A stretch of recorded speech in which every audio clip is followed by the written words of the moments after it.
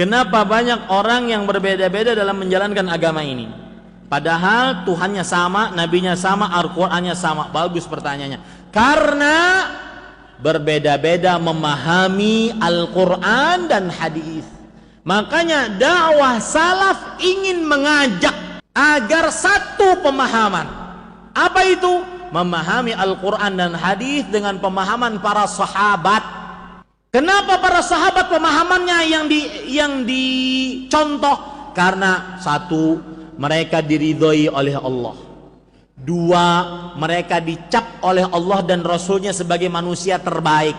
Tiga, mereka kalau salah di dalam memahami Al-Quran dan hadis, kalau salah di dalam mempraktekkan Al-Quran dan hadis, langsung turun wahyu dari 7 petala langit kepada Nabi Muhammad SAW yang membenarkan, mengoreksi perbuatan kesalahan para sahabat.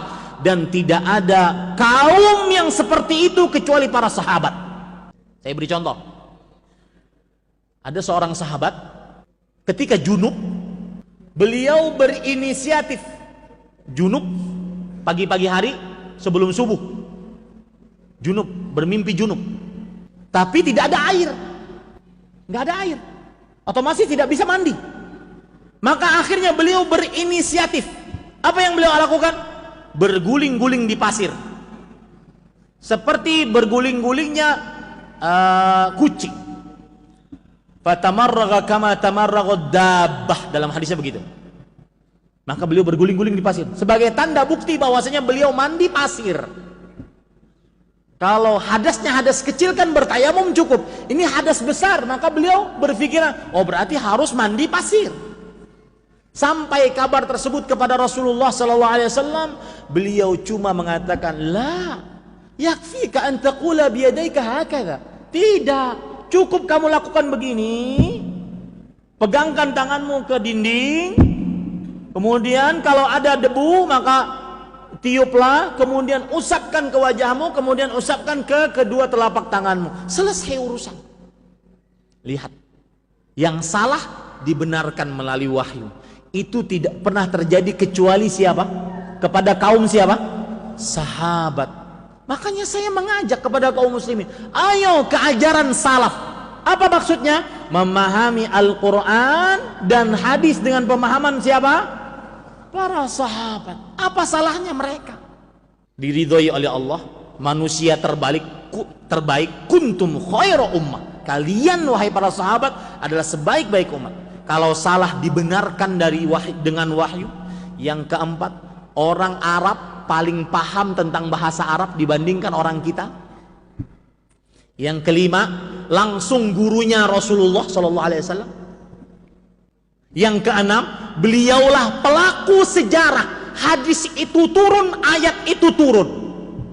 Mereka tahu, paling paham tentang ayat Al-Quran, hadis Rasulullah SAW. Apa kurangnya?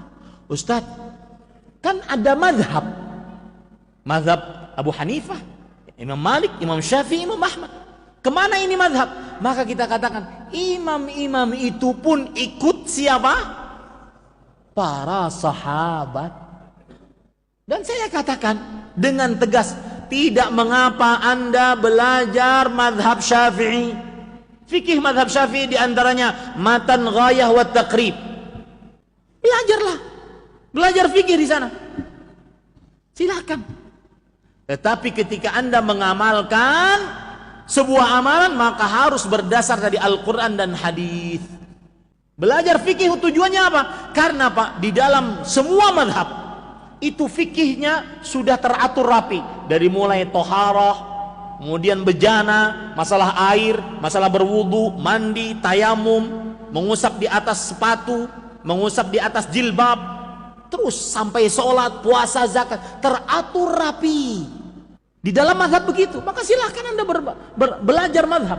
Bahkan saya katakan, silahkan Anda mengatakan saya mazhab Syafi'i, boleh, tidak ada yang melarang. Asalkan kalau beramal harus berdalil dari Al-Quran dan Sunnah yang dipahami oleh para sahabat. Nah itu sebabnya yang bertanya ini, kenapa Tuhannya kan sama, nabinya sama, kitabnya sama, yang beda apanya?